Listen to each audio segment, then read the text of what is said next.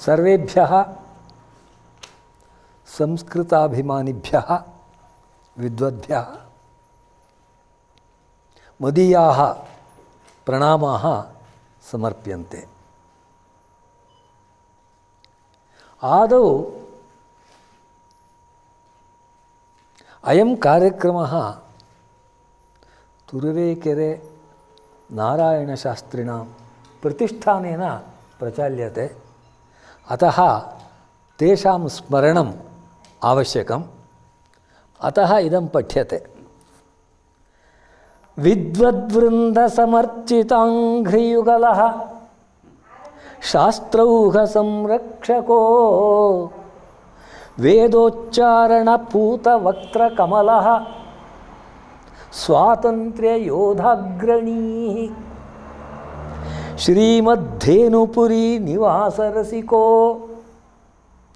विद्यार्थिसार्थप्रियः श्रीनारायणशास्त्रिनाममहितो विप्रोत्तमः पातु नः।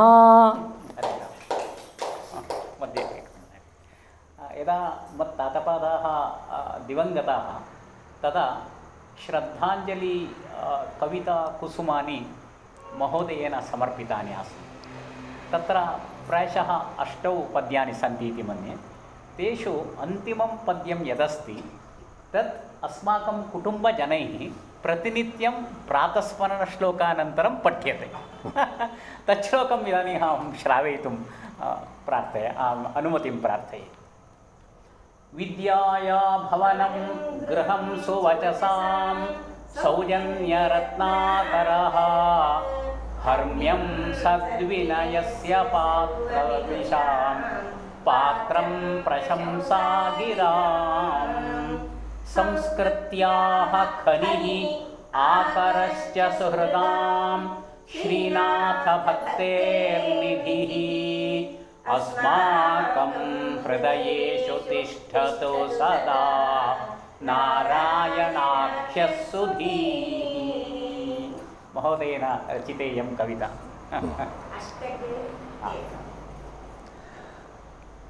तथा अद्य श्री सत्यव्रतशास्त्रिभ्यः श्रद्धाञ्जलिं समर्पयितुं वयं सर्वे अत्र समवेताः। अतः तेषां विषये एकं पद्यं श्रावयामि। शास्त्रौरातविशेषनिश्चलमतिं सर्वार्थविद्वन्मणिं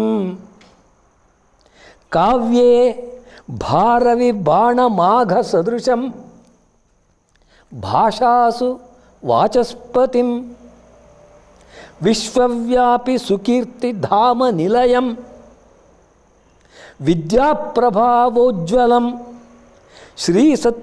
श्रीसत्यव्रतशास्त्रिणं कविवरं भक्त्या नमाम्यन्वहम्। देवभाषा यस्य गेहे नरीनर्ते सदा मुदा मनसा प्रीतियुक्तेन प्रणतोस्मि प्रभाकरम्।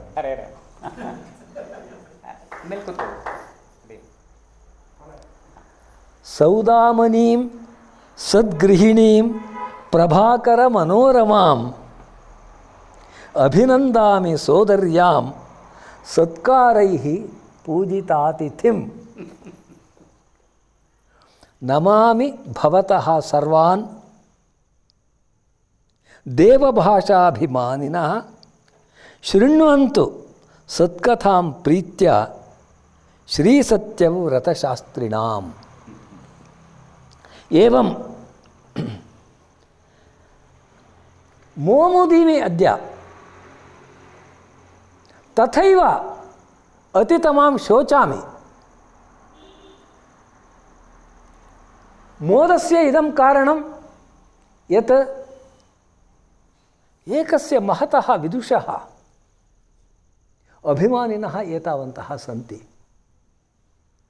एवं न केवलं मैसूरुनगरे अपि तु भारतवर्षस्य सर्वेषु नगरेषु सर्वेषु राज्येषु तस्य अभिमानिनः सन्ति। तादृशो धीमत्तमः सत्यव्रतशास्त्री। भवत्सु कियन्तः तं साक्षात् दृष्टवन्तः इति अहं न जाने। अहं तु बहु कालात् प्राक्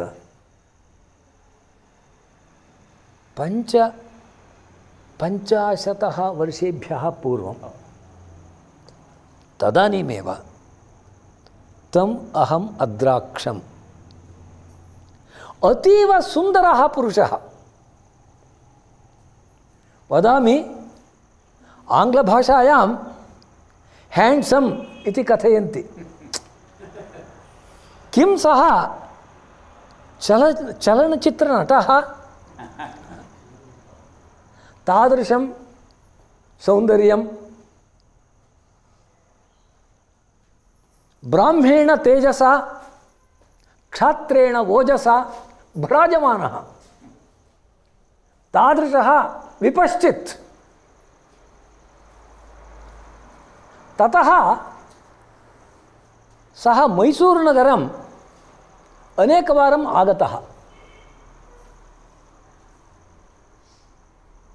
1919 वर्षे, इट् वास् इन् 1972, तदानीम् अत्र अस्माकं विश्वविद्यानिलयेन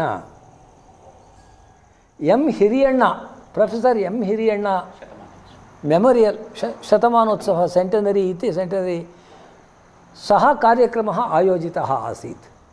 तत्र सः सपत्नीकः आगतः आसीत्। अयम् जयलक्ष्मी अत्र आगच्छ आगच्छतु अत्र भगिनी। अरे अरे नागराजरावेन आदिश्यते। जयलक्ष्मीः समागता।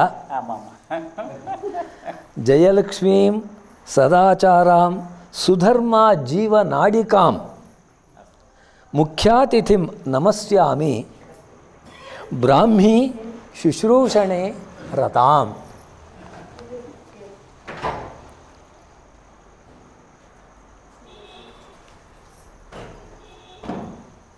तथा च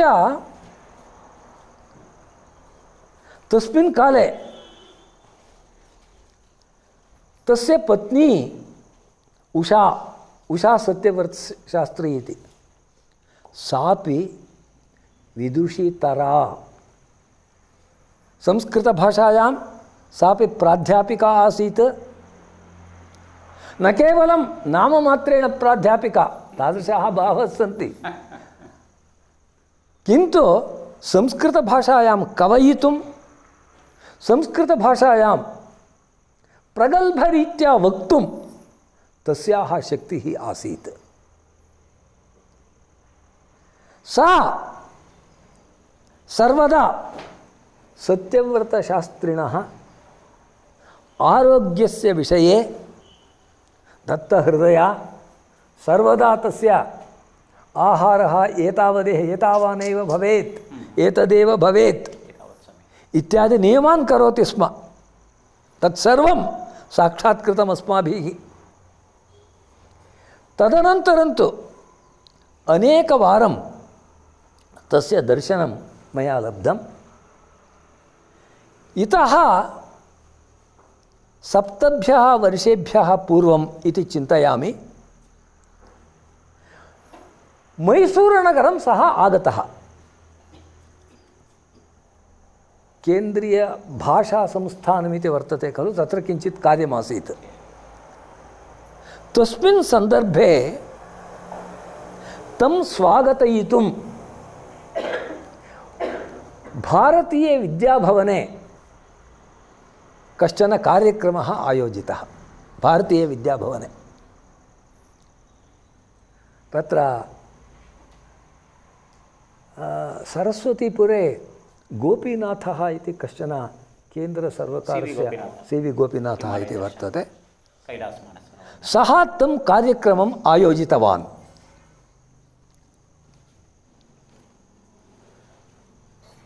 ತತ್ರ ಸ್ವಲ್ಪ ಮುಂದಕ್ಕೆ ಆಮೇಲೆ ಬಂದವರು ಸೇರ್ಕೊಂಡು ಅಗ್ರೆ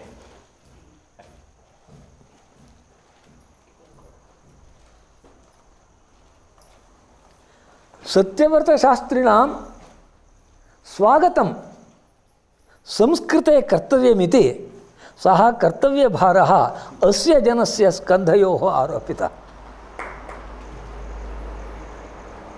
तस्मिन् दिवसे यदहम् अभाषिषि तत्सर्वं स्मरामि।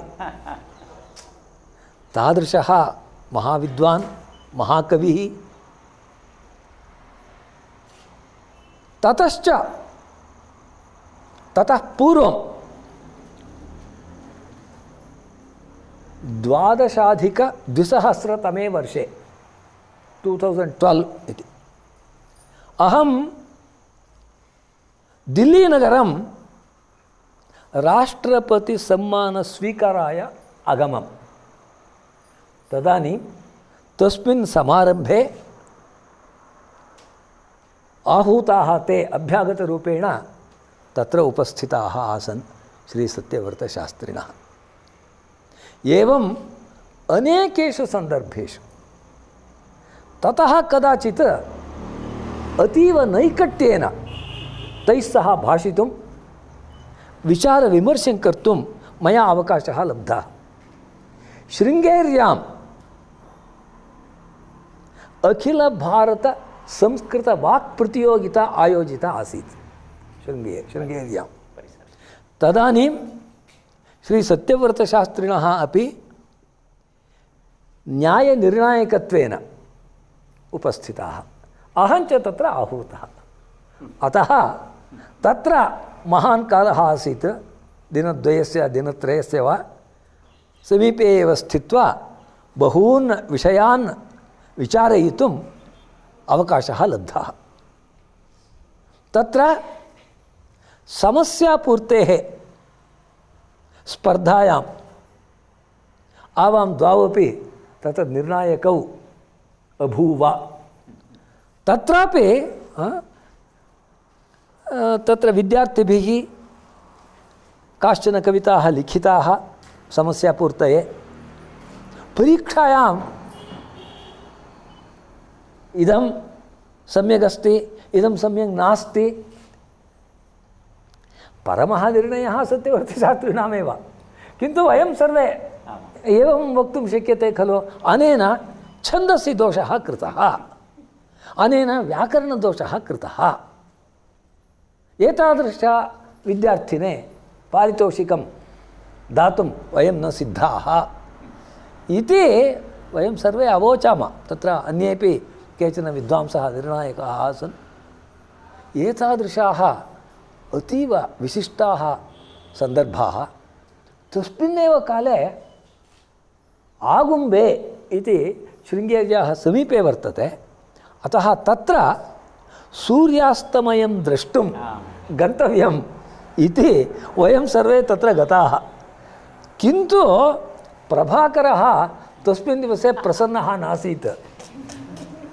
तत्र मेघाः तम् आच्छादितवन्तः, अतः किञ्चित् किञ्चित् तद्दर्शनम् अभवत्। किन्तु यथा वर्ण्यते कविभिः, कुवेम्पु प्रभृतिभिः, तावत् सूर्यस्य प्रभावं द्रष्टुं वयं न अशक्नुवाम। तथापि महान् सन्तोषः आसीत् तत्सर्वं दृष्ट्वा। ततः ते उडुपीनगरं गताः इति कार्यक्रमः आसीत्। एवं पुनश्च बेङ्गळूरुनगरे कश्चन कार्यक्रमः। तत्र अर्थशास्त्रद्रष्टॄणां श्यामशास्त्रिणां विषये कश्चन कार्यक्रमः आयोजितः आसीत्। तस्य कार्यक्रमस्य प्रथमं भाषणं तैः कृतं, कीनोट् अड्रेस् इति, कुञ्चिकाभाषणम् इति केचन परिवर्तयन्ति। तत् कथम् आसीत् इति चेत्, वैयाकरणाः वयं ब्रूमः, अनधीते महाभाष्ये व्यर्था सा पदमञ्जरी, अधीतेपि महाभाष्ये व्यर्था सा पदमञ्जरी। तथा श्रीसत्यव्रतशास्त्रिणां भाषणं श्रुतं चेत् अन्यैः बहुभिः अस्मादृशैः यदुक्तं तत् न श्रोतव्यमेव। सर्वमपि ते उक्तवन्तः। यदि तेषां कुञ्चिकाभाषणं केनचित् न श्रुतम् अस्मादृशानां भाषणस्य श्रवणेन किमपि प्रयोजनं नास्ति। एतादृशं विद्वत्वम्, एतादृशं वैदुष्यम् अप्पय्यदीक्षितानां विषये कथ्यते। शब्दब्रह्म जगाहुषि जगृहुषि वैशेषिकं साहुषि तर्कोन्मर्दम् उपेयुषि श्रुतिशिखां भाट्टे पदं दाशुषि सांख्यार्थान् अधिजग्मुषि विविदुषि साहित्य मर्माखिलं कस्मिन् अस्य हि शेमुषि विचयते नापूपुषि वैदुषीम् इति अप्पय्यदीक्षितानां विषये एतादृशः श्लोकः वर्तते। तत्सर्वमपि सत्यव्रतशास्त्रिणम् उद्दिश्य कथयितुं शक्नुमः। तादृशः महान् विद्वान्। अस्य पितृचरणाः चारुदेवशास्त्रिणः। तान् अहं न दृष्टवान्, किन्तु तेषां ग्रन्थाः वर्तन्ते। श्रेष्ठाः वैयाकरणाः, शब्दापशब्दविवेकः इति ग्रन्थः वर्तते तेषां। तादृशानां श्रेष्ठानां ग्रन्थानां रचयितारः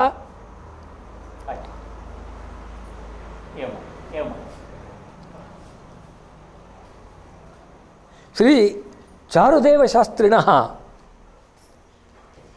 तस्मिन्नेव काले महति प्रपञ्चे अधिकं यशः लब्धवन्तः। तैः सत्यव्रतशास्त्रिणः शैशवे एव अध्यापिताः। व्याकरणाध्ययनं नाम अष्टाध्याय्याः। वर्धिरादैच् अदेङ्गुणः इको गुणवृद्धि न धातुलोप आर्धधातुके इति सूत्राणां समस्तानां पाठः। अतः तेषां वंशे एव संस्कृतवैदुष्यं तथा विजृम्भते स्म। न साधारणाः सत्यव्रतशास्त्रिणः। तदानुगुण्येन आधुनिकः विद्याभ्यासः हिन्दीभाषायां, संस्कृतभाषायाम्, आङ्ग्लभाषायां स्वर्ग अनर्गल निर्गल सुरसरित्पात प्रपात प्रथ प्रत्याख्यान पटीयसा वचसा वक्तुं शक्ता।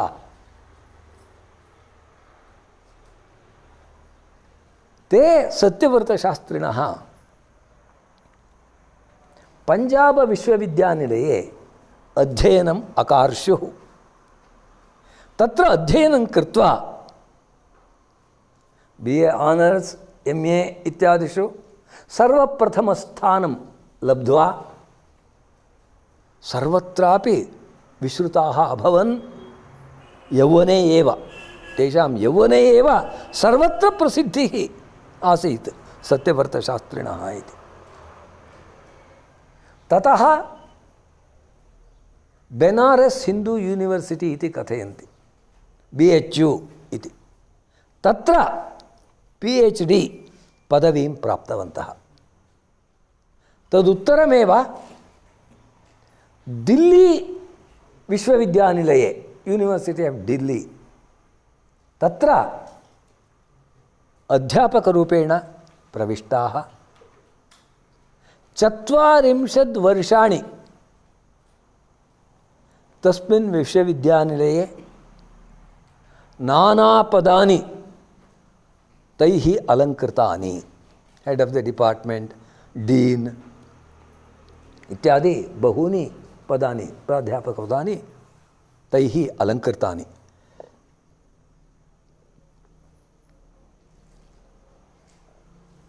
दिल्ली विश्वविद्यानिलये अद्यापि बहवः संस्कृतविद्यार्थिनः सन्ति। अस्माकं विश्वविद्यानिलयेषु अध्यापकः एव कदाचित् न भवन्ति। यदि अध्यापकाः भवन्ति, 6 अध्यापकाः 4 विद्यार्थिनः, एतादृशी स्थितिः अस्ति। किन्तु दिल्ली विश्वविद्यानिलये संस्कृतविभागेपि भूयांसः विद्यार्थिनः भवन्ति। मया तत्र इदानीं प्रायशः 4 वर्षेभ्यः पूर्वं राष्ट्रीयसंस्कृतसंस्थानेन यः नाटकोत्सवः आरचितः तस्य उद्घाटनाय अहं गतोऽस्मि। तस्मिन् काले तत्रत्याः दिल्ली विश्वविद्यानिलयस्य संस्कृतप्राध्यापकाः अध्यापकाः इति सर्वेपि परिचिताः अभवन्। तदानीं तैः सह संवादे मया ज्ञातं एतादृशाः विद्यार्थिनः सन्ति, तत्रापि श्रद्धया अधीयते ते विद्यार्थिनः। न केवलं नाममात्रेण, अपि तु अस्मादृशाः अपि लोके भवन्ति। अहं यदा अत्र विद्यार्थी अभवं तदानीम् अध्यापकाः कथयन्ति स्म, नागराजः अलङ्कारविद्यार्थी एव इति, केवलम् अलङ्कारार्थं वर्तते इति। न तथा, अपि तु अलङ्कारशास्त्रविद्यार्थी तत्र महोदय शेषाचलशर्मा महोदयः वदति स्म इति सत्यनारायणः लेखने लिखितवान्। ಈ ನಾಗರಾಜ ಏನೋ ಯಾವಾಗಲೂ ಸಿನಿಮಾ ಹಾಡ್ಕೊಂಡು ಗುಣಗಿಸ್ಕೊಂಡು ಓಡಾಡ್ತಿರ್ತಾನೆ, ಏನು ಪರೀಕ್ಷೆಯಲ್ಲಿ ಏನು ಬರೀತಾನೋ ಅಂತ ಹೇಳ್ತಾ ಇದ್ದೆ.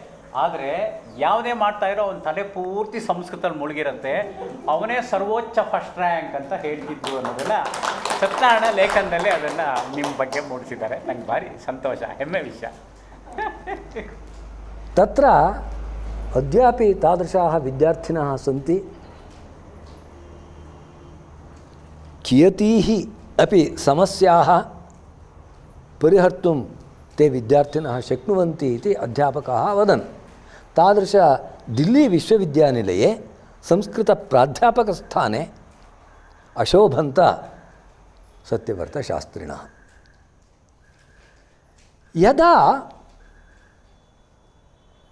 मल्लिकाकुसुमम् अस्ति तस्य परिमलः सर्वासु दिक्षु प्रसरति। एतादृशः विद्वान् अत्र वर्तते इति ज्ञात्वा विश्वस्य नानादेशेभ्यः तेषां कृते आह्वानानि प्रेषितानि। आगच्छन्तु, अभ्यागताचार्यरूपेण आगच्छन्तु।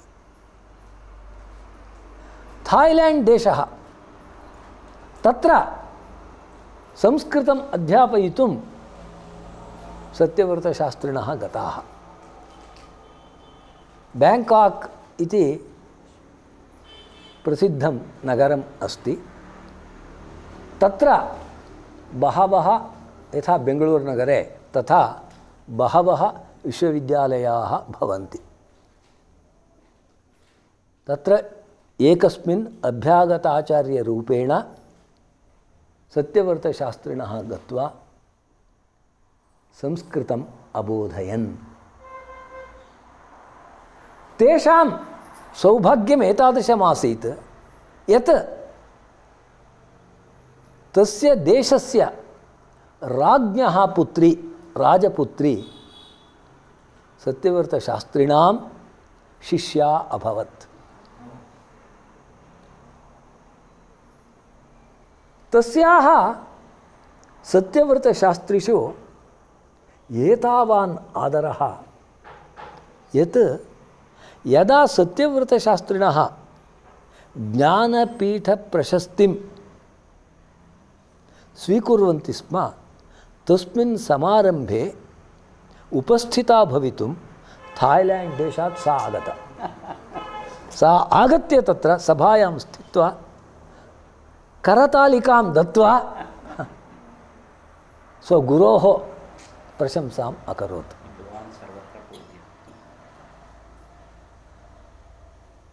विद्वन्मित्रं प्रभाकरः अवादीत्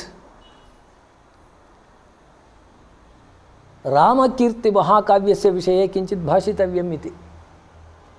तस्य महाकाव्यस्य पीठिकां सा राजपुत्री रचितवती। आङ्ग्लभाषायां वर्तते, किन्तु सा तथा लिखितवती। थाईलैण्ड् देशीय, थाईलैण्ड् देशस्य राजपुत्री। तत्र रामकीर्तिमहाकाव्यमिति किमर्थं रचितं सत्यव्रतशास्त्रिभिः इति चेत् थाईलैण्ड् देशे रामायणस्य प्रचारः महान् वर्तते। मया थाईलैण्ड् देशं प्रति 4-5 कृत्वो वा गतं तत्र भाषणानि कर्तुं। महता गर्वेण ब्रवीमि यत् तत्रत्य एकस्मिन् विश्वविद्यालये मयापि भाषणद्वयं कृतं 2010-2000 वर्षे। तत्र आङ्ग्लभाषायां कृतं। ते विद्यार्थिनः आङ्ग्लभाषामपि सम्यक् न जानन्ति, अतः तत्रत्यः कश्चन अध्यापकः मया आङ्ग्लभाषायाम् उक्तं, थाय् भाषया सः अनुवदति स्म विद्यार्थिनां कृते। तथा तत्र सत्यव्रतशास्त्रिणः गताः। सत्यव्रतशास्त्रिणां तत्र भाषणवेलायाम् अध्यापनवेलायां तैः ज्ञातं तत्रत्याः राजानः श्रीरामायणकथां लिखितवन्तः। तत्रत्यः एकः राजा एव। इदानीमपि ब्याङ्काक् नगरे वयं यदा सञ्चारं कुर्मः तदानीं रामादि फस्ट् रोड्, तत्र ते इदानीं ये राजानः तत्र सन्ति तेषां राज्ञां सर्वेषामपि राम इति नाम। प्रथमः रामः, द्वितीयः रामः, चतुर्थः रामः इति। रामादि 4th रोड्, रामादि 14th रोड् इति एवं लिखन्ति तत्र। यत्र यत्र पश्यामि, न केवलं ब्याङ्काक् नगरे, अन्येषु नगरेष्वपि थाईलैण्ड् देशे ब्याङ्क् आफ् अयोध्या इति वर्तते। इदानीं ब्याङ्काक् नगरी राजधानी, किन्तु इतः पूर्वम् अयोध्या इत्येव नगरं वर्तते। अयोध्या अयोध्या इति कथयन्ति। तादृश श्रीरामः तत्रैव जातः इत्यपि तेषां विश्वासः वर्तते। रामायणं सर्वं थाईलैण्ड् देशे अभवत् इत्येव तेषां विश्वासः अस्ति। अतः तादृशं ग्रन्थं दृष्ट्वा थाय् भाषायां स्थितं सत्यव्रतशास्त्रिभिः थाय् भाषापि अधीता। अधीत्य तत् रामायणं सर्वं ज्ञात्वा तत् संस्कृते रचनीयम् इति दृष्ट्या रामकीर्तिकाव्यं रचितम्। एतादृशाः महानुभावाः सत्यव्रतशास्त्रिणः। तैः 3 महाकाव्यानि, 3 खण्डकाव्यानि, असङ्ख्याताः लेखाश्च रचिताः सन्ति। तेषु महाकाव्येषु एकम् इदं रामकीर्तिमहाकाव्यम् इति। अस्मिन् काव्ये 25 सर्गाः भवन्ति। 25 सर्गास् अस्मिन् काव्ये, रामकीर्तिमहाकाव्ये। यद्यपि मया तत्र कथितं काव्ये भारवि बाणमाघसदृशम् इति, बाणस्य अथवा माघस्य भारवेर्वा काव्येषु ये शब्दालङ्काराः भवन्ति, बोभूयन्ते, तादृशाः अत्र न सन्ति। कथा तु सरलया संस्कृतभाषया अत्र लिखिता। तादृशाः विशिष्टाः अलङ्काराः अत्र न सन्ति। तथापि क्वापि व्याकरणदोषः नास्ति। व्याकरणशास्त्रे एव तेषां महिमा, अतः कथं वा व्याकरणदोषाः भवेयुः। अतीव निष्ठया इदं काव्यं रचितं वर्तते। तत्र देशे देशे देशे देशे किम् अस्माकं देशे एव प्रदेशे प्रदेशे रामायणस्य कथाः भिन्नाः सन्ति। आनन्दरामायणं, वासिष्ठरामायणम् इति बहूनि रामायणानि सन्ति। जैनानाम् अन्यदेव रामायणं वर्तते। अतः थाईलैण्ड् देशे रामायणस्य कथा भिन्ना श्रूयते चेत् तत्र आश्चर्यं किमपि नास्ति। तादृश काव्य अनुसारेण तत्र अस्माकं ज्ञानम् एवं वर्तते यत् वैकुण्ठे जयविजयौ द्वारपालकौ अभवताम्।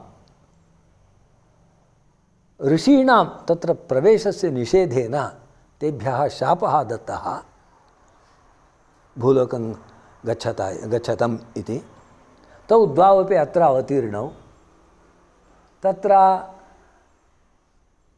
भगवतः सन्निधिः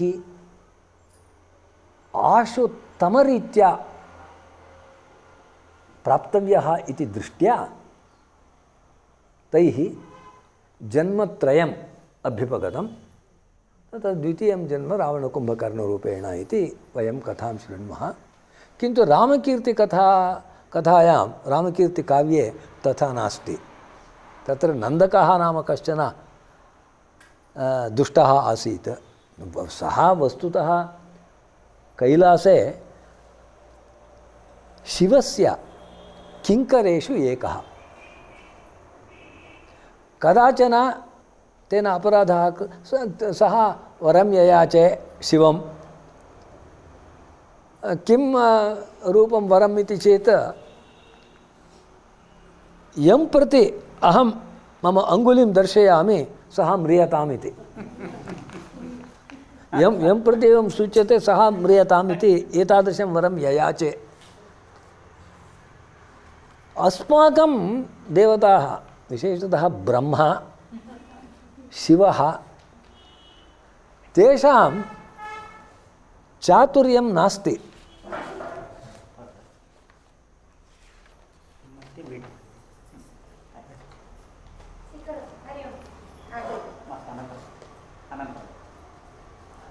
तेषां चातुर्यं नास्ति। भक्तः इति आगत्य यद्यद् याचते तत्सर्वं भक्ताय ददति एताः देवताः। ततः कथमस्य परिहारः इति न जानन्ति। तथा ईश्वरः वरं ददौ। सः बहून् एवं मारयति, एवं दर्शयति, सः म्रियते। देवताः भीत्वा शिवं प्रत्येव गताः। ते कथयन्ति एतादृशी स्थितिः वर्तते, अस्य इदानीं मरणं कथम् इति। ईश्वरः न जानाति। सः नारायणसमीपं गतः। किं कर्तव्यं, चिन्ता मा भूत्, अहं परिहरिष्यामि इति नारायणः अप्सरोरूपेण आगत्य तं नन्दकं शीघ्रम् आकृष्य अहं यथा नृत्यामि तथा भवानपि नृत्यतु इति नारायणः अप्सरोरूपः स्त्रीरूपः उक्तवान्। तथास्तु इति उक्त्वा सः करोति। तत्र विविधासु भङ्गीषु दृश्यमानासु अङ्गुलिं स्वं प्रति सः कृतवती। तथैव तेनापि कर्तव्यमिति सः अपि तथा कृतवान्। सः मृतः इति। अतः तादृशमरणवेलायां नारायणाय एव सः शापं दत्तवान्। भूलोके मानुषरूपेण जनिम् आप्नुहि इति, अहमपि तत्र भविष्यामि इति नारायणः उक्तवान्, भवतु त्वं दशशिराः भव, अहम् एकशिराः द्विभुजः, त्वं 20 भुजः, किन्तु अहं त्वां हनिष्यामि इति। तथा रामायणकथा आरब्धा इति रामकीर्तिकाव्ये कल्पना कृता। एवं तत्र सीतायाः जन्मनः विषये रामकीर्तिकाव्यस्य विवरणम् अन्यथा वर्तते। यद्यपि वयं ब्रूमः जनकः भूमिं तदानीं कर्ष्यति स्म, लाङ्गलस्य दृष्ट्या तत्र लब्धा कन्या इति, अस्तु, किन्तु भवन्तः वैद्याः सन्ति, वैद्याः वदन्तु मातरं विना कापि कन्या जायते वा? तत्र सीतायाः माता का इति प्रश्नस्य उत्तरम् अस्माकं समीपे नास्ति। भूमौ लब्धा, भूमिदेव्याः सुता इति वदन्ति, किन्तु तर्हि पिता कः, माता का इति प्रश्नः भवति। तेषां दृष्टौ तु अस्य कार्यस्य अनुसारेण मन्दोदर्याः सुता सीता। अत्र दशरथेन यज्ञे क्रियमाणे, पुत्रकामेष्टि यज्ञे क्रियमाणे, अस्माकं कथायां पायसं दत्तम् इति कथयन्ति। तत्र तु 4 अन्नपिण्डानि दत्तानि। कश्चन तत्र रावणेन प्रेषितः कश्चन राक्षसः तत् तेषु पिण्डेषु अर्धम् अपजहार, तथा नीतवान्। तत् मण्डोदर्यै दत्तं। तद् भक्षयित्वा मण्डोदर्याः उदरे सीता जाता इति। तदनन्तरं घटे निक्षिप्य, तत्र कार्तान्तिकाः ये ज्योतिषशास्त्रं जानते ते वदन्ति यं कन्या तव वंशस्य नाशं करिष्यति, लङ्कायाः नाशं करिष्यति इति। अतः सा अपनीता, घटे निक्षिप्य क्वापि नीता, भूमौ क्षिप्ता। जनकः तादृशीं कन्यां लब्धवान् इत्यादि कथा तत्र वर्तते। एवं बहूनि तत्र परिवर्तनानि पश्यामः, किन्तु तेषां देशे रामायणस्य कथा तादृशी वर्तते इति। रामायणकथायां बहवः व्यत्यासाः अस्मिन् महाकाव्ये दृश्यन्ते। विशेषतश्च लवकुशयोः विषये इयं कथा भारतदेशेपि मया श्रुता, कस्मिंश्चित् रामायणे वर्तते इति। सीता पुत्रयुग्मं जनयामास इति अस्माकं विश्वासः। तथा न, अपि तु सीता एकमेव शिशुं सुषुवे। तदनन्तरं सा तं शिशुं वाल्मीकेः रक्षणायां त्यक्त्वा स्नानार्थं क्वचित् गतवती। तत्र मध्ये शिशुं स्मृत्वा अयं ऋषिः ध्यानस्थितो भवति, सः शिशोः किं भवति इति सः न सम्यक् अवलोकयति, अतः शिशुं नयामि इति सीता आगत्य शिशुं निनाय। ततः किमभूत्, अयं वाल्मीकिः ध्यानात् उत्थितः पश्यति, तत्र शिशुः नास्ति। अहो, शिशुः नष्टः, इदानीं सीता आगमिष्यति चेत् किमहं वदिष्यामि इति भिया सः तादृशमेव अन्यं शिशुं ससर्ज। तदनन्तरं स शिशुः सीता आगमिष्यति, अत्र अन्यः शिशुः वर्तते। किं कर्तव्यं? वाल्मीकिः वदति एवमभूत् इति। अस्तु, तमपि पालयामि इति सीता शिशुद्वयं पालितवती इति कथा मया पूर्वं श्रुता आसीत्। तादृशी एव कथा किञ्चित् व्यत्यासेन अत्र रामकीर्तिकाव्येपि वर्तते। अन्ते, रामायणस्य अन्ते सीता भूमिं प्रविवेश रामः एकाकी स्थितः तयोः वियोगः नित्यः अभवत् इत्येव कथा अस्माकं देशे वर्तते। किन्तु तत्र तथाभूत रामः बहुधा सीतां याचते पुनः आगच्छ अयोध्याम् इत्यादि तत्र बहवः व्यत्यासाः सन्ति कथायाम् अत्र समयः नास्ति तावद् वक्तुं। किन्तु अन्ते सीता भूमिं प्रविष्टा तदनन्तरं स्वर्गलोके इन्द्रादीनां तत्र संवादः भवति। भूलोके एवम् अभवत् श्रीरामस्य, सः दुःखी वर्तते, तस्य भार्या तु एवम् आगता, किं कर्तव्यम् इति। तथा आलोच्य तदानीं सर्वे ते सीतां वदन्ति पुनः गच्छ भूलोकं, भर्त्रा सह कानिचित् दिनानि त्वं सुखेन नयस्व इति वदन्ति। सा न अभ्युपगच्छति। तत्कथानुसारेण रामः न केवलं सीताम् अरण्यं प्रेषितवान् अपि तु सीतां मारय इत्युक्तवान् लक्ष्मणं प्रति। सीतायाः वधं कुरु इत्येव उक्तवान् इति अत्र कथायां वर्तते। लक्ष्मणः तथा न करोति, तं त्यजति इति कथा अत्र वर्तते। तथा मयि क्रौर्यं यः राजा अदर्शयत् तस्मिन् राज्ञे अहं सस्नेहः कथं भविष्यामि, तस्मात् न गच्छामि इत्येव सा वदति। स्वर्गेपि देवतानां सन्निधौ तथैव वदति।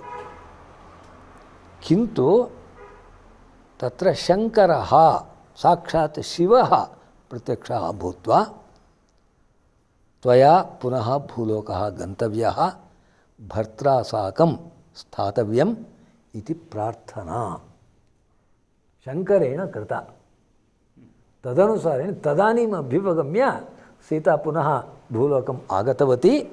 सीतारामयोः अतीव सन्तोषेण कालः यातः, दीर्घकालं तौ अत्र भूलोके स्थितौ इति कथा वर्तते। एवं रामकीर्न् इति वर्तते, तत्र रामकीर्ति तस्यां भाषायां कीन् इत्यस्य कीर्तिः इत्यर्थः। अतः रामकीर्तिमहाकाव्यम् इति सत्यव्रतशास्त्रिभिः प्रणीतम्। अस्य काव्यस्य कृते तैः ज्ञानपीठप्रशस्तिः लब्धा। संस्कृतक्षेत्रे एक एव अद्यावधि ज्ञानपीठप्रशस्तिं लब्धवान्, अन्यः कोऽपि। तत्र एतावत्याः भाषाः सन्ति भारतवर्षे। तत्र कन्नड, तमिळु इत्यादि, हिन्दी इत्यादीनां भाषाणां साहित्यं कियत् तत्र उत्पद्यते, संस्कृतभाषायां तु अणुमात्रम् उत्पद्यते। अतः कारणात् एतत् न्याय्यमेव। किन्तु तथापि संस्कृतस्य अवज्ञायां स्थितायामपि स्वगुण उत्कर्षेण सत्यव्रतशास्त्रिणः ज्ञानपीठप्रशस्तिम् अवापुः इति। गच्छति काले द्वितीयः तृतीयः अपि भवेत् संस्कृत इति अस्माकम् आशा वर्तते। संस्कृते जयलक्ष्मी भगिनी वदति, वदतु किमर्थं नागराजरामसेवा न भवेत्? भवेत् इति विचारं वदति। तत्र वस्तुनिष्ठता अपि अस्ति। तत्र तादृशं किमपि कार्यं मया न कृतम्, अपि तु इदानीमपि तादृशाः कवयः सन्ति। अभिराजराजेन्द्रः इति हिमाचलप्रदेशे श्रेष्ठः संस्कृतकविः वर्तते। सः अर्हति, सः तादृशं बिरुदं प्राप्तुम् अर्हति। अहं जानामि, मम योग्यतां, मम सीमां जानामि। अस्तु, तत्र सत्यव्रतशास्त्रिभिः कृतानां काव्यानां विषये बहवः संशोधनम् अकुर्वन् कुर्वन्ति च अद्यावधि तेषां कृतीनां विषये एव 7 PhD पदवी लब्धा। इदानीमपि अन्ये कुर्वाणाः सन्ति।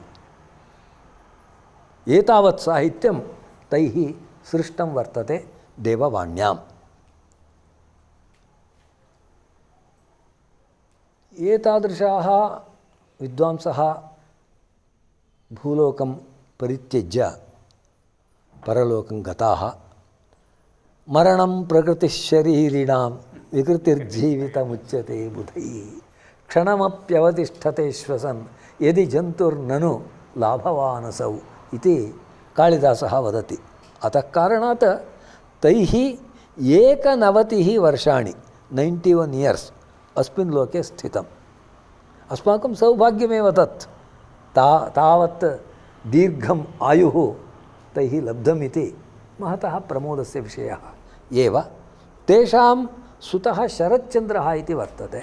सः अपि संस्कृतप्राध्यापकः क्वचित् वर्तते उत्तरदेशे, शरच्चन्द्रः इति। तेषां भार्या उषा कतिपयेभ्यः वर्षेभ्यः पूर्वमेव दिवङ्गता।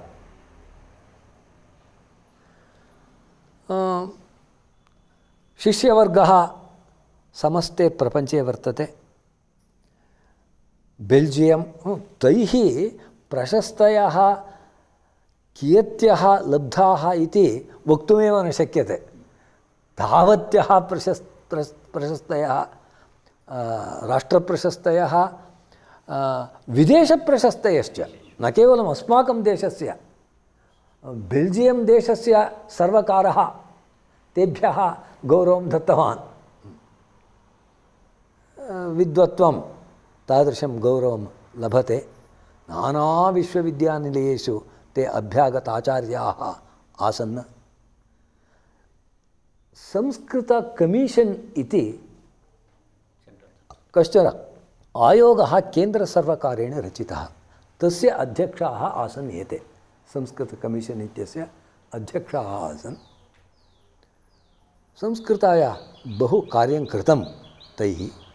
एतादृशाः विद्वांसः अस्मान् परित्यज्य गताः इति शोकस्य विषयः। किन्तु तादृशाः महात्मानः न मृताः भवन्ति, न म्रियन्ते। तेषां यशःकायः सर्वदा जीविष्यति। तेषां साहित्यमेव तान् सजीवान् करिष्यति। अस्माकं व्याकरणशास्त्रे नागेशभट्टः इति आसीत्। तेन मञ्जूषा शब्देन्दुशेखरः इति ग्रन्थद्वयं व्यरचि। अन्येपि ग्रन्थाः रचिताः, मुख्यं ग्रन्थद्वयं। तस्य पुत्राः नासन्, सन्तानः नासीत्।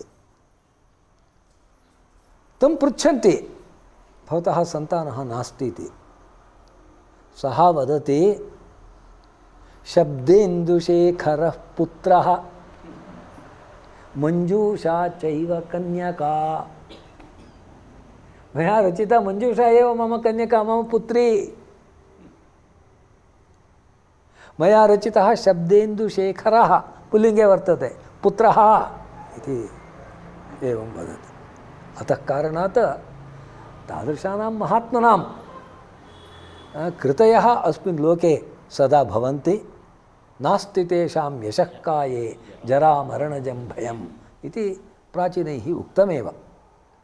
एतादृशानां सत्यव्रतशास्त्रिणां स्मरणं संस्कृतज्ञानां स्फूर्तिदायकं। तैः तावत् कार्यं कृतं, पर्वतसदृशं कार्यं कृतम्।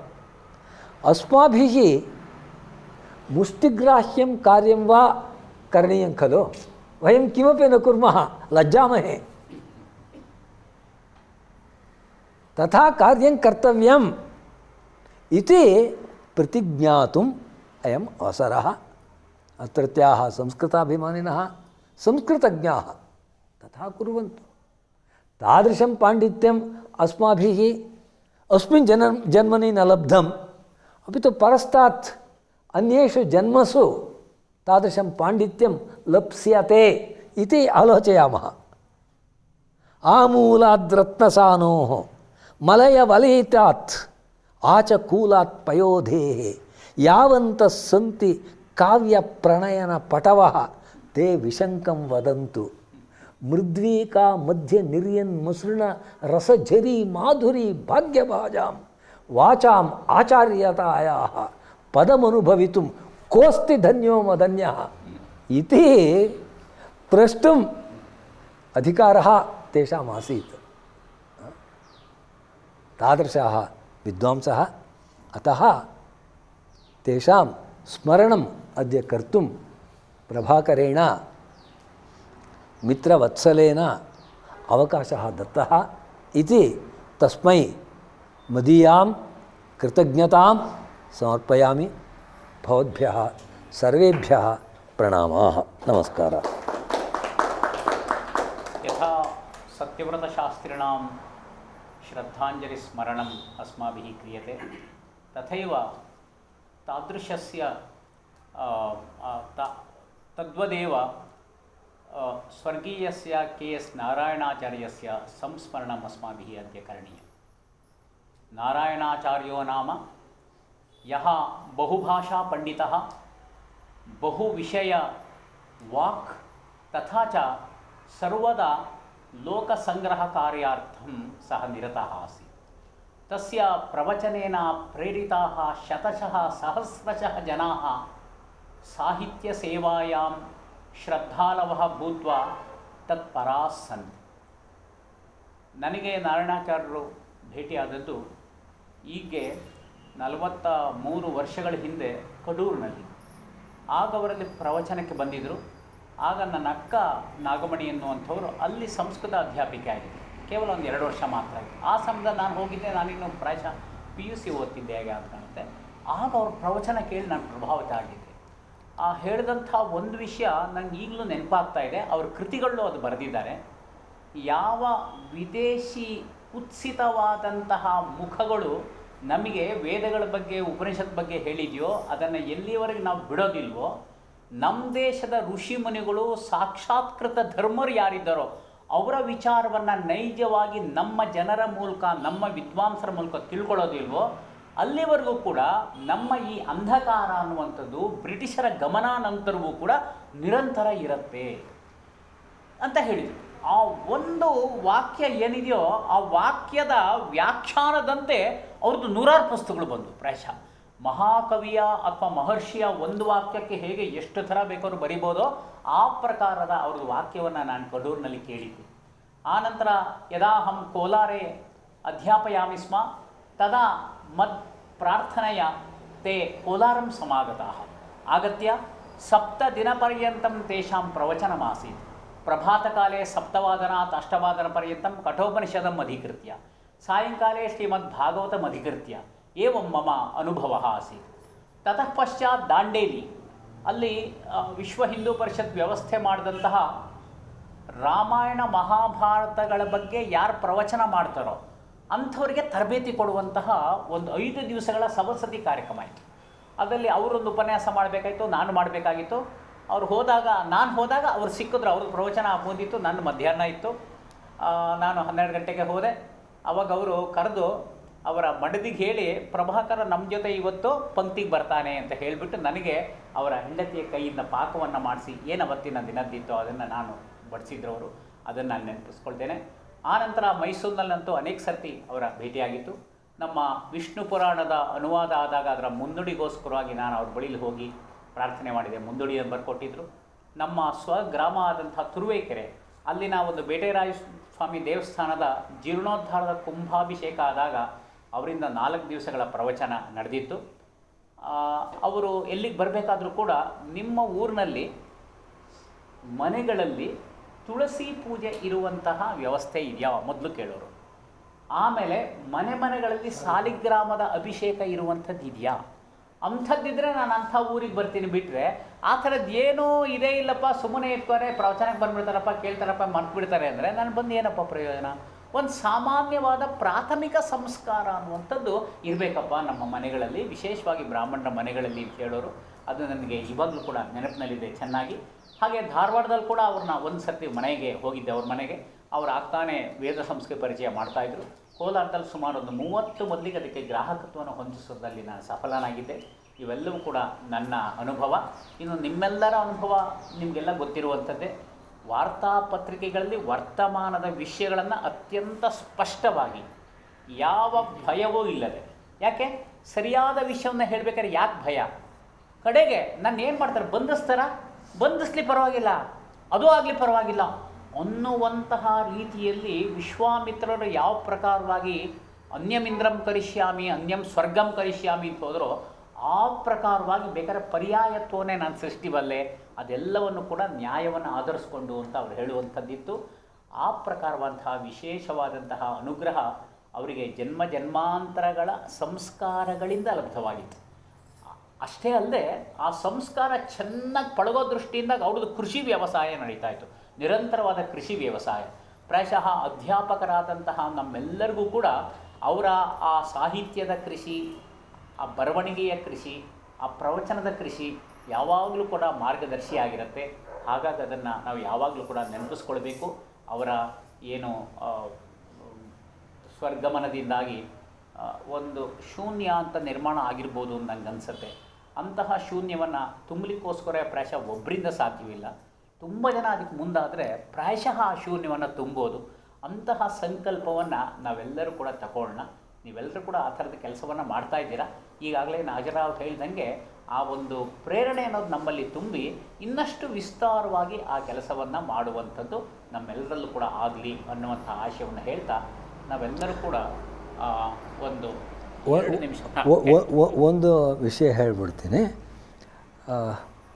ಇವ್ರು ಹೇಳಿದಾಗೆ ನಮಗೆ ನಾರಾಯಣಾಚಾರ್ಯರ ಪರಿಚಯ ಬಹಳ ಹಿಂದಿನಿಂದ ಇರತಕ್ಕಂಥದ್ದೇ. ನಮ್ಮ ಮೈಸೂರಲ್ಲಿ ಮರಿಮಲ್ಲಪ್ಪ ಸ್ಕೂಲ್ ಇದೆಯಲ್ಲ, ಅದರ ಮುಂದಿನ ಮೈದಾನದಲ್ಲಿ ಅವ್ರದ್ದು ದೊಡ್ಡದಾಗಿ ವ್ಯವಸ್ಥೆ ಆಗಿತ್ತು, ಅವರ ಪ್ರವಚನಗಳು ವ್ಯವಸ್ಥೆ ಆಗಿತ್ತು. ಅಲ್ಲಿ ಹೋಗಿ ಕೇಳ್ತಾಯಿದ್ವು. ಅತ್ಯಂತ ಈಚೆಗೆ ನಾನು ಅವರನ್ನು ಕಂಡಿದ್ದು ಬೆಂಗಳೂರಿನಲ್ಲಿ ಬನ್ನಂಜೆ ಗೋವಿಂದಾಚಾರ್ಯರ ಮಗಳು ವೀಣಾ ಬನ್ನಂಜೆ ಅಂತ ಒಬ್ಬರಿದ್ದಾರೆ. ಅವರು ಒಂದು ಕಾರ್ಯಕ್ರಮವನ್ನು ಏರ್ಪಡಿಸಿದರು.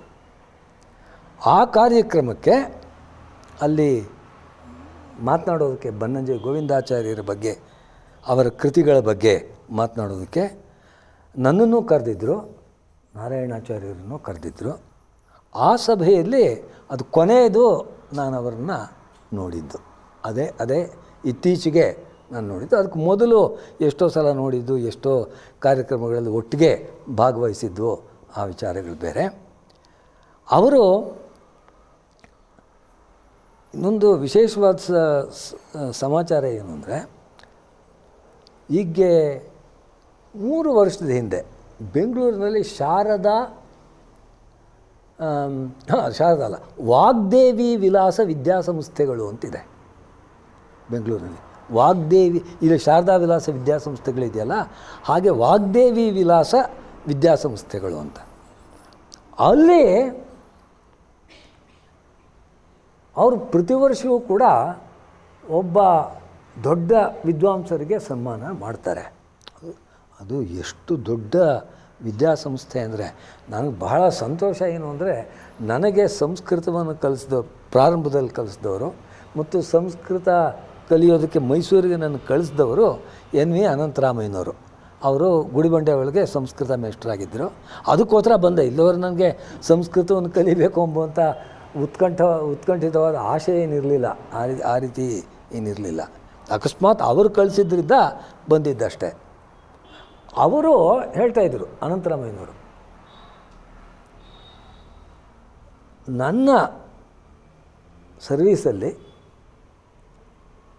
ನನಗೆ ಸಿಕ್ಕಿದಂಥ ವಿದ್ಯಾರ್ಥಿಗಳಲ್ಲಿ ಎಲ್ಲರಿಗಿಂತ ಬುದ್ಧಿವಂತ ಅಂದರೆ ನಾಗಭೂಷಣ. ನಾಗಭೂಷಣ ಅಂತ ಒಬ್ಬ ವಿದ್ಯಾರ್ಥಿ, ಅವನು SLCಗೆ ಫಸ್ಟ್ ರ್ಯಾಂಕ್ ಬಂದಿದ್ದ.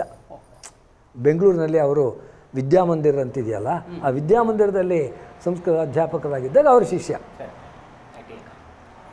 ಅವನು ಈಗ ಸ್ಯಾನ್-ಡಿಯೇಗೋದಲ್ಲಿದ್ದಾನೆ. ನಾನು ಅಮೇರಿಕಾಗೆ ಹೋಗಿದ್ದಾಗ, ಸ್ಯಾನ್-ಡಿಯೇಗೋಗೆ ಹೋಗಿದ್ದಾಗ ಅವ್ರ ಮನೆಗೆಲ್ಲ ಹೋಗಿದ್ದೆ, ಅವ್ರನ್ನೆಲ್ಲ ನೋಡಿದೆ. ಅವನು ನನ್ನ ಇಡೀ ಸರ್ವೀಸಲ್ಲಿ ಅತ್ಯಂತ ಬುದ್ಧಿವಂತ. ನನ್ನ ಇಡೀ ಸರ್ವೀಸಲ್ಲಿ ತುಂಬ ಹೆಸರು ಮಾಡಿರೋವಂಥವನು, ತುಂಬ ಸಮರ್ಥನಾಗಿರೋ, ಬುದ್ಧಿವಂತ ಅಲ್ಲದೆ ಇರ್ಬೋದು, ಆದರೆ ಕರ್ತೃತ್ವ ಶಕ್ತಿ ಇರ್ತಲ್ಲ, ದಕ್ಷತೆ, ಅದರೊಳಗೆ ಹರೀಶ್ ಅಂತೇಳ್ಬಿಟ್ಟು. ಆ ಹರೀಶ್ ಎಂಬವನೇ ಈ ವಾಗ್ದೇವಿ ವಿಲಾಸ ವಿದ್ಯಾಸಂಸ್ಥೆಗಳನ್ನ ಕಟ್ಟಿರೋದು. ಬೆಂಗಳೂರಿನಲ್ಲಿ ಎಷ್ಟೋ ಕಡೆ ಇದೆ ಅವರ ಸ್ಕೂಲುಗಳು, ವಾಗ್ದೇವಿ ಸ್ಕೂಲುಗಳು ಅಂತ. ಮಲೇಷಿಯಾದಲ್ಲಿ ಕೂಡ ಅವರ ಸ್ಕೂಲಿನ ಒಂದು ಬ್ರ್ಯಾಂಚ್ ಇದೆ, ಒಂದು ಶಾಖೆ ಇದೆ. ಅದು ದೊಡ್ಡದಾಗ ಆಶ್ಚರ್ಯವಾಗಿ ಹೋಗುತ್ತೆ, ಏನು ಇಷ್ಟು ದೊಡ್ಡ ಸಂಸ್ಥೆಗಳನ್ನ ಕಟ್ಟೋದಕ್ಕೆ ಆ ಜಾಗ ಬೆಂಗಳೂರಿನಲ್ಲಿ ಎಲ್ಲಿ ಸಿಗುತ್ತೆ. ಅದು ಎಷ್ಟೋ ಬ್ರ್ಯಾಂಚುಗಳು, ಒಂದು ಕಡೆ ಅಲ್ಲ. ಅವನು ನನ್ನ ಸರ್ವೀಸಲ್ಲಿ ತುಂಬ ಸಫಲವಾಗಿರ್ತಕ್ಕಂಥ ಒಬ್ಬ ವಿದ್ಯಾರ್ಥಿ ಅಂತ ರಮೇಶ್. ನನಗೆ ತುಂಬ ಇಷ್ಟವಾದ ವಿದ್ಯಾರ್ಥಿ ನಾಗರಾಜ ಅಂತ ಹೇಳೋರು.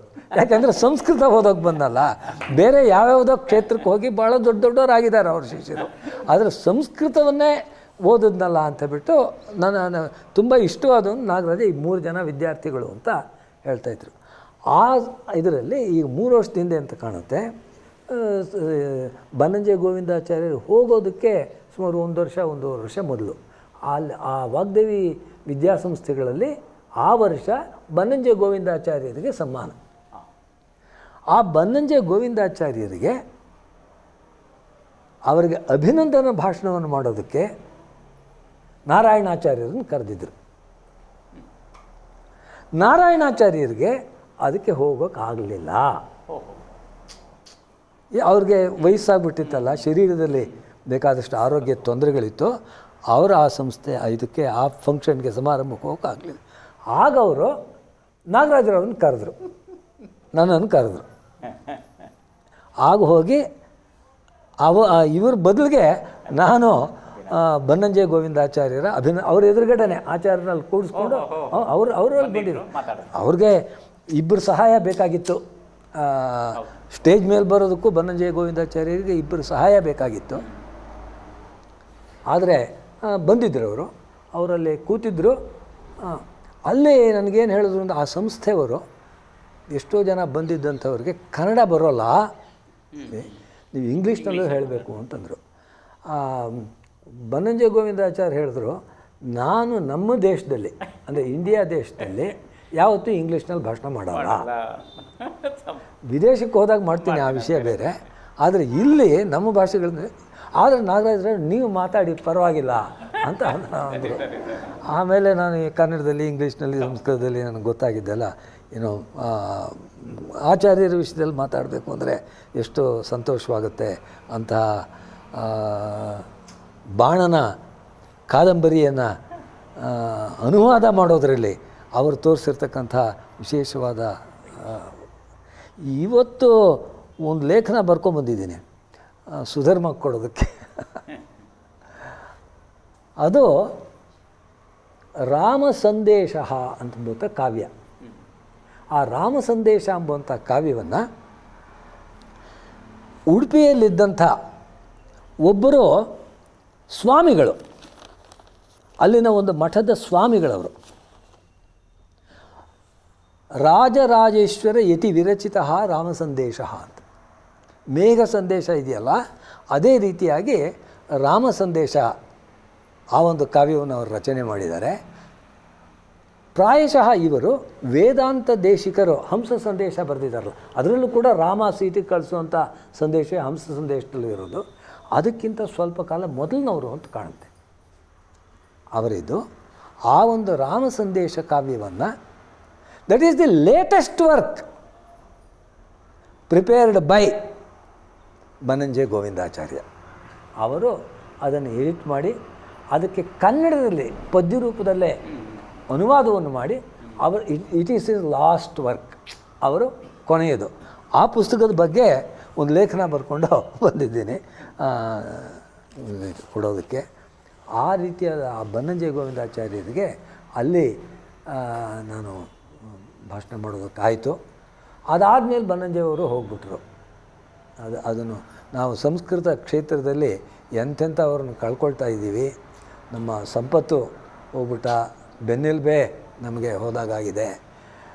ನಮ್ಮ ಗೋವಿಂದಾಚಾರ್ಯರು ಹೋಗ್ಬಿಟ್ರು. ನೋಡಿ, ನಮ್ಮ ವ್ಯಾಸರಾಯರ ಹೆಸರು ಕೇಳಿದ್ದೀರಾ? ಕೃಷ್ಣದೇವರಾಯನಿಗೆ ಗುರುಗಳಾಗಿದ್ದಂಥವ್ರು. ಅವರು ವ್ಯಾಸಯೋಗಿ ಚರಿತಮ್ ಅಂತ ಬಿಟ್ಟು ಅವ್ರ ವಿಷಯದಲ್ಲಿ ಸಂಸ್ಕೃತದಲ್ಲಿ ಒಂದು ಕಾವ್ಯ ಇದೆ, ವ್ಯಾಸಯೋಗಿ ಚರಿತಮ್ ಅಂತ ಬಿಟ್ಟು. ಆ ಕಾವ್ಯದಲ್ಲಿ ಒಂದು ಮಾತು ಬರುತ್ತೆ, ಶ್ಲೋಕ ಜ್ಞಾಪಕ ಬರ್ತಾ ಇಲ್ಲ. ಇದನ್ನು ನಾನು ಈ ಕಾವ್ಯವನ್ನು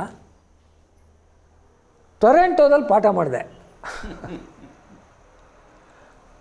ಕೆನಡಾಗೆ ಹೋಗಿದ್ದಾಗ ಅಲ್ಲಿ ಅನೂಷಾ ಅಂತ ಬಿಟ್ಟು ಒಬ್ಬ ವಿದ್ಯಾರ್ಥಿನಿ, ಅವಳಿಗೆ ಈ ವ್ಯಾಸಯೋಗಿ ಚರಿತನ ಪಾಠ ಮಾಡುವಂಥ ಸಂದರ್ಭ ಬಂತು. ಎಲ್ಲಿ ಇಲ್ಲೋದ್ರೆ ನಾವು ಆ ಪುಸ್ತಕಗಳನ್ನ ನೋಡೋದೇ ಇಲ್ಲ. ಯಾರೋ ಈ ಪುಸ್ತಕನ ಪಾಠ ಮಾಡಿ ಅಂತ ಹೇಳ್ತಾರೆ, ಇದ್ರ ಗೈಡ್ ಮಾಡಿ ಅಂತ ಹೇಳ್ತಾರೆ, ಆವಾಗ ನೋಡಿದ್ದಾಗತ್ತೆ.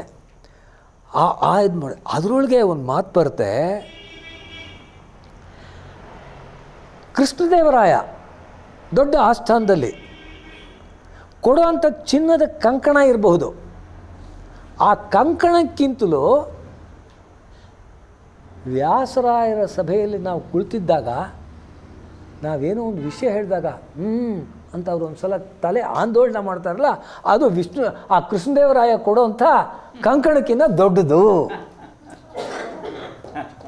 ಆ ರೀತಿ ಮಾತು ಬರುತ್ತೆ ಅವರ. ಯಾಕೆಂದರೆ ಯಾರಿಗೆ ವಿದ್ವತ್ತನ್ನು ಪರೀಕ್ಷೆ ಮಾಡೋ ಶಕ್ತಿ ಇದೆಯೋ ಅವ್ರು ಹೇಳಬೇಕು. ಏನು ತಿಳಿದೇ ಇದ್ದಂಥವರು ನೀವು ಅದ್ಭುತವಾಗಿ ಮಾತಾಡಿದ್ರೆ, ಹಾಗೆ ಮಾಡಿದ್ರಿ ಹೀಗೆ ಮಾಡಿದ್ರಿ, ಅದೇನು ಪ್ರಯೋಜನ? ನಿಕಷ ಅಂತಿರುತ್ತೆ, ಹೊರೆಗಲ್ಲು ಅಂತ ಕನ್ನಡದಲ್ಲಿ ಹೇಳ್ತಾರೆ. It is called criterion in English. The criterion should prove that it is pure gold. ಏನು ನಾವು ನೋಡ್ಬಿಟ್ಟು ಬಣ್ಣ ಚೆನ್ನಾಗಿದೆ ಅಂತ ಎಂಥ ಚಿನ್ನ ಅಂದ್ರೇನು ಅದು ತೋರಿಸ್ಬೇಕು. ಆ ರೀತಿಯಾಗಿ ಬನ್ನಂಜಿಯವರಿದ್ದಾರಲ್ಲ, ಅವರು ನಾಗರಾಜರಾವ್, ನೀವು ತಪ್ಪಿಲ್ಲದೆ ಮಾತನಾಡಿದ್ರಿ, ಸಂಸ್ಕೃತದಲ್ಲಿ ಮಾತನಾಡಿದಾಗ ನೀವು ತಪ್ಪಿಲ್ಲದೆ ಮಾತಾಡಿದ್ರಿ ಅಂತ ಅದೊಂದು ಮಾತು ಹೇಳಿದಾರಲ್ಲ, ನನಗೆ ಕೊಟ್ಟಿರೋ ವಿದ್ವತ್ ಸರ್ಟಿಫಿಕೇಟ್ಗಿಂತ ಅದು ದೊಡ್ಡ ಅವ್ರ ಕೈಲ ಆಗ ಅನ್ನಿಸ್ಕೊಳ್ಳೋದು ಸಾಧ್ಯವಿರಲಿಲ್ಲ. It was not easy. Bannanje Govindacharya ಹತ್ರ ನೀನು ಸರಿಯಾಗಿ ಮಾತಾಡ್ದೆ, ತಪ್ಪಿಲ್ಲದೆ ಮಾತನಾಡಿದ್ದೀಯಾ, ಅದು ನನ್ನ ಎದುರಿಗೆ ಮಾತ್ರ ಅಲ್ಲ, ಸಭೆಯಲ್ಲ, ನಾನಿದ್ದಂಥ ಸಭೆಯಲ್ಲ, ಪರೋಕ್ಷದಲ್ಲಿ ನಾನು ಇಲ್ಲದೆ ಇದ್ದಾಗ. ಸೌಹಾರ್ದ ಸ್ವರ್ಣ ರೇಖಾಣಾಂ ಉಚ್ಚಾವಚ ಭಿದಾಜುಷಾಂ ಪರೋಕ್ಷಮಿತಿ ಕೋಪ್ಯಸ್ತಿ ಪರೀಕ್ಷಾ ನಿಕಷೋಪಲಹ. ಅದು ಮುಖ್ಯ ನನಗೆ ಮಲ್ಲೇಪುರಂ ವೆಂಕಟೇಶ್ ಹೇಳಿದ್ರು, ನಾಗರಾಜರಾವ್ ತಪ್ಪಿಲ್ಲದೆ ಸಂಸ್ಕೃತದಲ್ಲಿ ಮಾತಾಡ್ತಾರೆ ಅಂತ ಅವರಂದರು. ಅವ್ರ ಹತ್ರ ಈ ಸರ್ಟಿಫಿಕೇಟ್ ತಗೊಂಡಿದ್ದೀರಲ್ಲ ಅಂತ, ಸೀತಾರಾಮ ಶಾಸ್ತ್ರಿಗಳ ಹತ್ರ ವ್ಯಾಕರಣ ಓದಿದ್ದು ಸಾರ್ಥಕ ಆಯಿತು ಅಂತ ಅನಿಸೋದು. ಹಾಗೆ ಆ ಬನ್ನಂಜಿಯವರು, ಈ ನಾರಾಯಣಾಚಾರ್ಯರು ಇವೆಲ್ಲ ಭಾಳ ಮೇಲಿನ ಮಟ್ಟದಲ್ಲಿ ಇರ್ತಕ್ಕಂಥ ವಿದ್ವಾಂಸರು. ಅವರ ಆ ಜೊತೆ ಒಳಗೆ ಒಂದು 4 ಮಾತಾಡೋದಕ್ಕೆ ಹಾಗೆ ಹೀಗೆ ಇದು ಮಾಡೋಕ್ಕೆ ನಮಗೆ ಅವಕಾಶವಾಯ್ತಲ್ಲ. ಒಂದು ಸಲ ಇಲ್ಲಿ ಇದರೊಳಗೆ ಮೈಸೂರಲ್ಲಿ ಶಾರದಾ ವಿಲಾಸ್ ಶತಮಾನೋತ್ಸವ ಭವನ ಇದೆಯಲ್ಲ, ಅಲ್ಲಿ ಯಾವುದೋ ಸಭೆ, ರಾಮಾನುಜಾಚಾರ್ಯರ ಶತಮಾನೋತ್ಸವ ಅಂತಲೇ ಏನೋ ಮಾಡಿದ್ರು ಈಗ 1 ವರ್ಷದಿಂದ ಇದರಿಂದ. ಅದರದ್ದು ಯಾವುದೋ ಸಭೆ, ಅಲ್ಲಿ ಅವ್ರು ಬಂದಿರು. ನಾನು ಬಂದೆ. ನಮಸ್ಕಾರ ಸರ್. ನಮಸ್ಕಾರ. ನೀವು ಬಂದ್ರಾ? ಎಲ್ಲರೂ ಬಂದಾಗ ಆಯಿತು ಬಿಡಿ. ಅದು ದೊಡ್ಡವ್ರ ಹತ್ರ ಒಂದು ಮಾತು ಹೇಳಿಸ್ಕೊಳ್ಳೋವಂಥದ್ದು ಸುಲಭ ಅಲ್ಲ. ಆ ರೀತಿಯಾದ ಭಾಗ್ಯ ನಮಗೆ ಸಿಕ್ತು ಅಂತೇಳಿ ನಾವು ಸಂತೋಷ ಪಡಬೇಕು. ಅಂಥ ನಾರಾಯಣಾಚಾರ್ಯರನ್ನು ಕಳ್ಕೊಂಡ್ವಿ.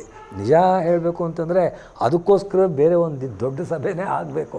ಅಂಥ ದೊಡ್ಡ ವ್ಯಕ್ತಿಗಳವರು. ಅವರನ್ನು ಕೂಡ ಇವತ್ತು ಸ್ಮರಿಸಿದ್ದೀವಿ. ಅವರಿಬ್ಬರ ಆಶೀರ್ವಾದ ನಮಗೆ ಯಾವಾಗಲೂ ಕೂಡ ಇರಲಿ ಅಂತಂದ್ಬಿಟ್ಟು ಆಶಿಸೋಣ.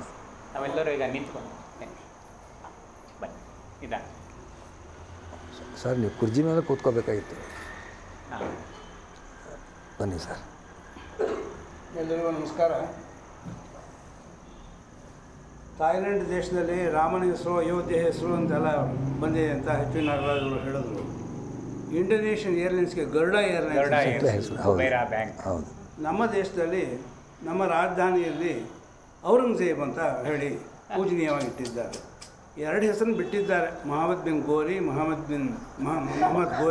ಬಿನ್ ತೊಗಲಕ್. ಬಾಬರ್ ಆದರೂ ಪರವಾಗಿಲ್ಲ. ಮೊಹಮ್ಮದ್ ಗೋರಿ ದ್ವಾದಶಲಿಂಗವಾದ ಒಂದು ಸೋಮನಾಥನ 12 ಸಲ ಒಂದೇ ಲಿಂಗವನ್ನೇ ನಾಶ ಮಾಡಿ ಹೋದವನು. ಅವನ ಹೆಸರನ್ನು ಪಾಪ ಬಿಟ್ಬಿಟ್ಟಿದ್ದಾರೆ. ಮೊಹಮ್ಮದ್ ಬಿನ್ ತೊಗಲಕ್ ಗೊತ್ತೇ ಇದೆ. ಈ ಥರ ನಮ್ಮ ಶೋಚನೀಯವಾಗಿದೆ. ಅನ್ಯ ದೇಶಗಳು ನಮ್ಮ ಸಂಸ್ಕೃತಿಯನ್ನು ಕಾಪಾಡ್ಕೊಂಡು ಬರ್ತಾ ಇದ್ದಾರೆ, ನಾವು ಬಿಡ್ತಾ ಬಂದಿದ್ದೇವೆ.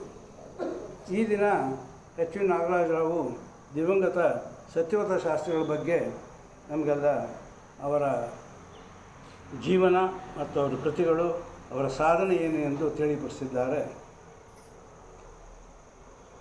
ಅದರಲ್ಲಿ ಇವತ್ತು ಹೇಳಿದ ಮಾತಿನಲ್ಲಿ ಹೆಸರನ್ನು ಬದಲಾಯಿಸೋಣ, ಸತ್ಯವತ ಶಾಸ್ತ್ರಿಗಳನ್ನ ಬಿಟ್ಟು ಎಚ್ ವಿ ನಾಗರಾಜರಾವ್ ಅಂತ ಸೇರಿಸಿದ್ರೆ ಅವ್ರಿಗೆ ಏನೇನು ಸಂದಿದೆಯೋ ಅದೆಲ್ಲ ಇವ್ರಿಗೂ ಸಲ್ಲಬೇಕಾಗಿದೆ ಅಂತ ಹೇಳಿ,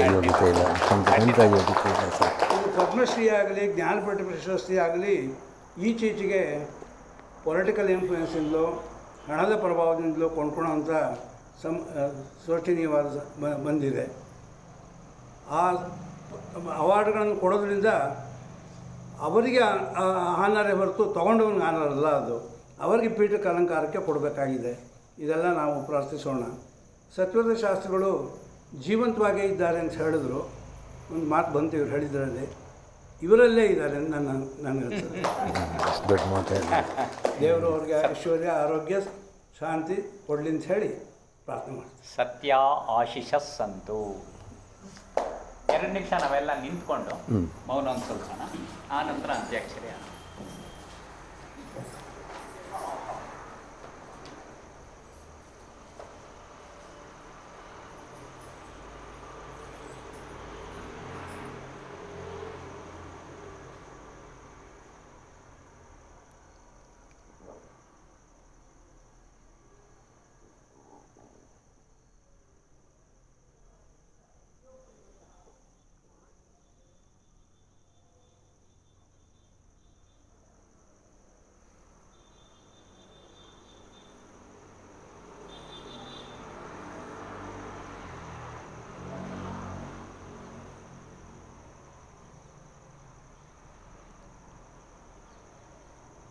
पूर्णमदः पूर्णमिदं पूर्णात् पूर्णमुदच्यते पूर्णस्य पूर्णमादाय पूर्णमेवावशिष्यते